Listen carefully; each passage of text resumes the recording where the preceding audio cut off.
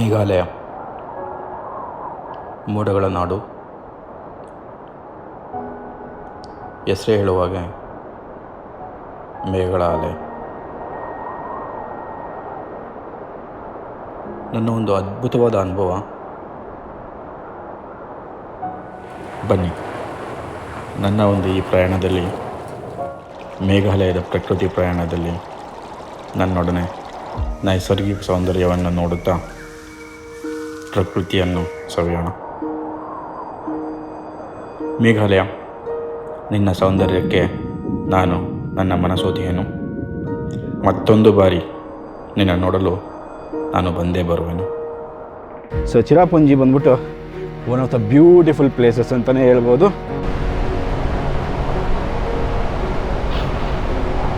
Meghalaya capital city ಆದಂಥ ಶಿಲಾಂಗ್ನ cover ಮಾಡಲಿಕ್ಕೆ ಹೋಗ್ತಾ ಇದ್ದೇನೆ.